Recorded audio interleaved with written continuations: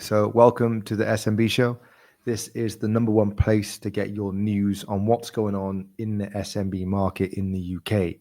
So, don't forget to subscribe, click the bell button on YouTube, and also give us a follow over on X. We are trying to be more active on X as well. If you do have any questions or suggestions, please send an email to live@thesmbshow.com.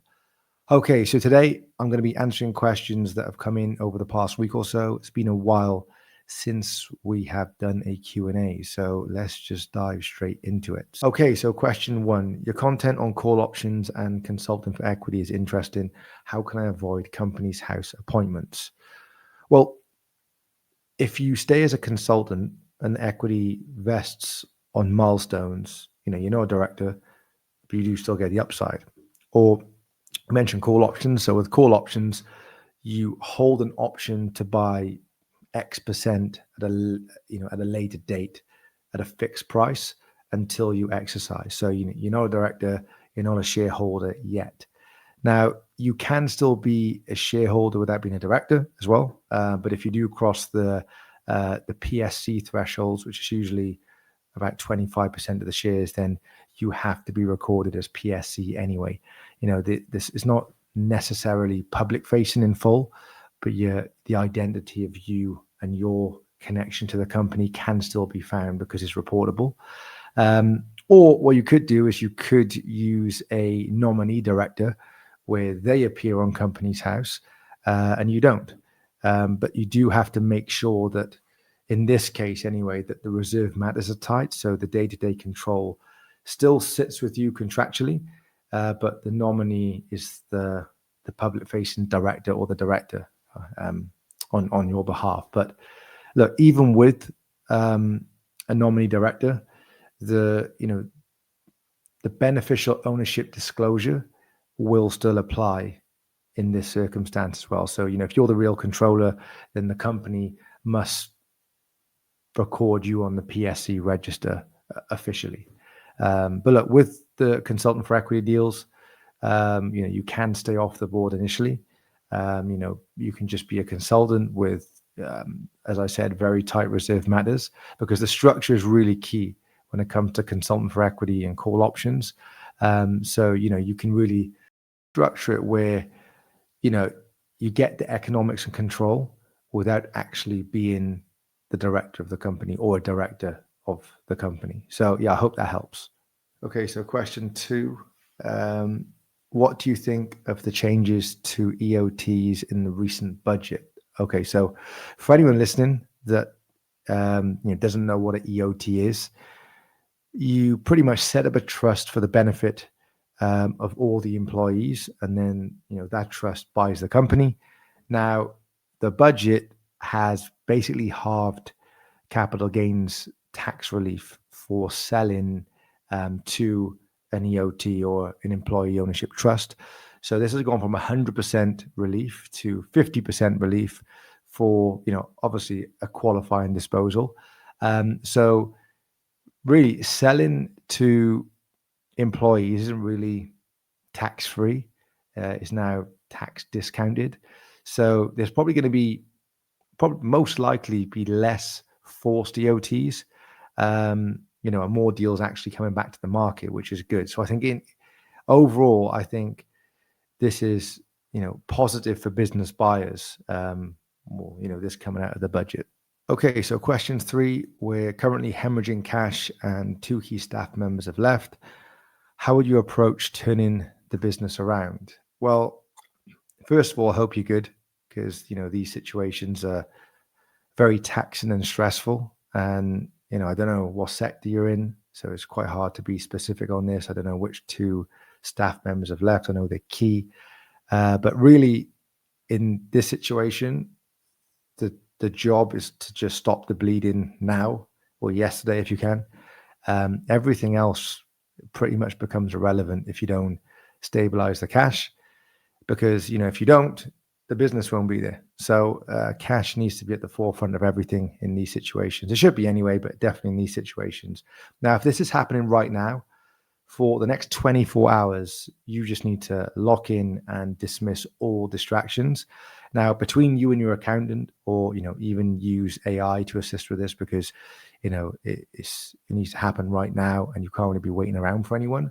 And if you don't have someone in finance in house, and you are using an external accountant, you may be waiting around, which you need to do this now. So what you need to do is build a 13-week cash flow model. You'll need a rolling weekly view of opening cash, inflows by source. So everything needs to go in here. So collections, new sales, asset sales, VAT refunds if there are any, and also the same for the outflows too. So payroll, rent, anything that's going out to HMRC, utilities as well, suppliers, any debt that you have as well. Just don't miss anything. Everything needs to go in, the inflows and outflows. And then finally, your closing cash. Because if you don't have a forecast, then especially any time in business, but in this situation, then you're just going to be operating blind, and things are just going to get worse fast, and there's going to be no way out of it. Which hopefully you're not in that situation just yet. So you need to be very strict with this. If it's not in the 13-week model, then it just doesn't get paid. Okay. And definitely be super strict on it, because the next thing you're going to need to do is call HMRC, look at some time to pay plans. Definitely don't wait for enforcement letters. It's important to make sure you're communicating with everyone in this situation. Next, you're probably going to want to freeze any non-essential spending, like right away. All the nice to haves need to stop right now. No more non-essential travel, non-essential consultants, software subscriptions. A lot of them you're probably not even using anymore. You need to go through these line by line. No matter how small these things are, just get rid of them. Distressed companies get killed, by those small renewals that you've forgotten about. It's like piranhas just all jumping on a bit of meat. You need to try and get rid of all of those small renewals, because they end up killing, especially distressed companies, right? And if you're not a distressed company, go through those anyway, because we all forget about the 5, 10, 15 pounds, sometimes 50 pound subscriptions on pieces of software that you signed up for and forgotten about. Anyway, then I probably prioritize payments based on survival, really. So if there's something that you have to pay no matter what, like for the staff, for instance, without them, there is no business. So those first.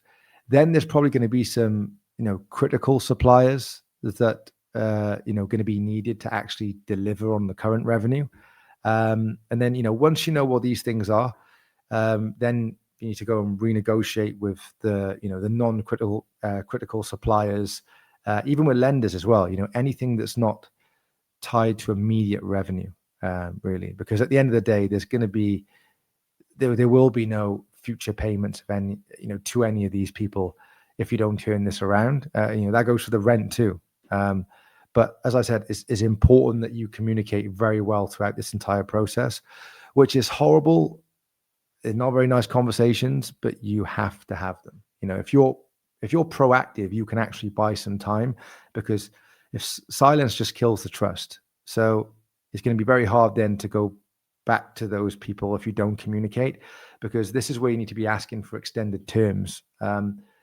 Go for 90 days. If it's a hard no, then you negotiate from there. Negotiate any form of extension, something. It all helps. Okay. And look, most creditors will entertain the conversation, especially if you can control the narrative as well. That's key. But the core focus here really needs to just go into the fastest cash generators. Collect cash aggressively, call your debtors, even offer pay today incentives. Some, a couple of percent discounts. You can't go too crazy. You need to collect the cash in, but you don't want to go too crazy on the discounts, but a couple percent discounts usually help. Don't work for any non-payers. So if people aren't paying, the work stops immediately. You can't be, giving out resources to people that just don't pay, especially in this situation. And then also just sell anything that you don't need, any dead inventory, equipment. Just convert as many assets to cash as you can. And that's if there is anything to sell. If there is, just, try and do your best to offload it. As I said, I don't know what the business sector is, so I'm just trying to build a picture in my head here. I don't know whether this is, construction, manufacturing. It could be a nursery. I don't know, right? But you do have to try your luck in these situations. So you can try for any new business, maybe raise prices slightly by a couple of %, or maybe change the terms to collect cash more quickly, or depending on what industry is, maybe there's some prepayment or you increase the deposit. Again, without knowing the sector, it's hard to say, but there's things that you can do. But just stop doing any work that loses money before overhead in this situation. And also any negative gross margin work as well. That needs to stop straight away. These moments, as I said, they're very taxing, but you start to learn a lot about the way you've been doing things, and you start trying things that you probably would never have tried before because of desperation in ways. But you start to realize if you come out the other side, that, okay, we can start operating our business differently here. We just never asked the question before. But look, unless I know more, it's really hard to say because you do things at different stages. But look, a worst case scenario, which I don't want to talk about the negative side of this, but in a worst case scenario, there are other options. If the company's like totally insolvent, there's CVA administration, pre-pack, definitely loop in an insolvency practitioner if you're nearer that line, because it's helpful, and it's helpful to get some of the advice as well. But look, one of the biggest mistakes people make in these situations usually is focusing on strategy before cash mechanics, because in this situation, cash is the strategy. Cash is the strategy in a distressed situation. So all of those ideas are great, but the core focus and focal point needs to be on cash. Anyway, I'm just rambling now, so I'll go into the next question, but I hope that helps. But without knowing the actual sector that you operate in, it is hard for me to give my real, not even advice, but feedback and what I would potentially do in that situation. Okay, next question. I'm negotiating a deal with my employer to take on greater responsibility, and they have offered me either EMI options or equity now. Who should I speak to for advice? Okay, so firstly, congrats on being offered EMI options or equity. So with EMI options, it's an approved share option scheme. It's actually government approved. Okay, so they usually allow smaller, high growth companies the right to buy shares in the future at a fixed price at today's market value, and it can be quite tax friendly if you do it right. So firstly, there's no income tax when an option is granted or when you exercise the option. And if you hold the option for at least 24 months, then you can also qualify for BADR, which is Business Asset Disposal Relief, which as of right now can still benefit from a lower capital gains tax rate on a sale. So, there are some rules around who can use EMI and who can't. But like as an example, let's say today, I don't know, based on a company's value, your shares are worth £1, and you get an EMI option for 10,000 shares at £1.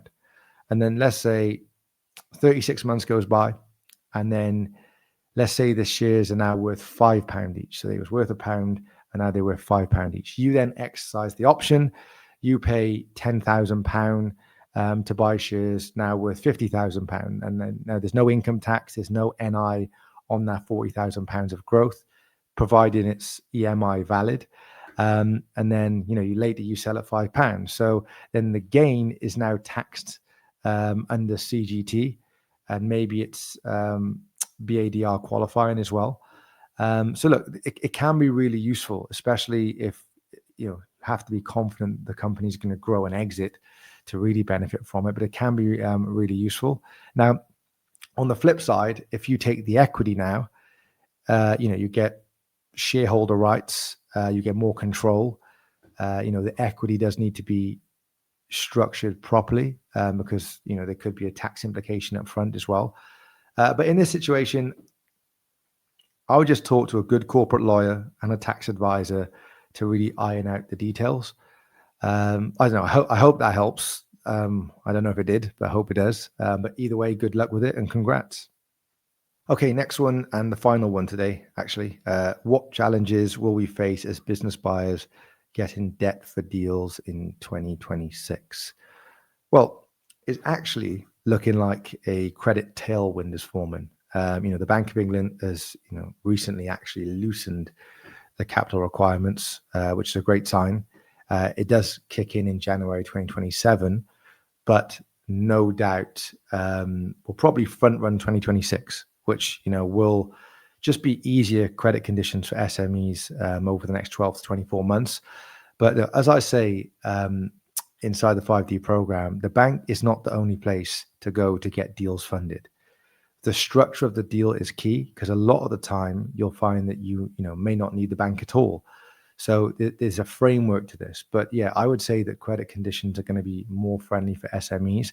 And I feel like the government have kind of been backed into a corner a little bit here, because their manifesto, well, not their manifesto, but their current strategy is not really in favor of growth when it comes to small to medium-sized businesses.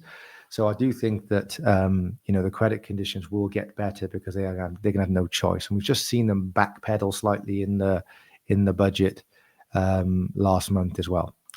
Anyway, that's it for today. I wanted to get these answered because they were sitting in the SMB mailbox. So I want to get them sorted before we go into the next show, and we're backed up with 10 or 15 questions. Now, there are some others. So guys, I'm not ignoring the other questions that have been sent in, but I do pick them out, the ones that I feel probably be most useful to be answered, because some of the questions you're asking are going to be covered in the shows to come with our guests, which I feel it'll be good for you to get their perspective on this as well. Anyway, if you do have any questions, then feel free to email them to live@the SMB show, smbshow.com, and I will see you next time.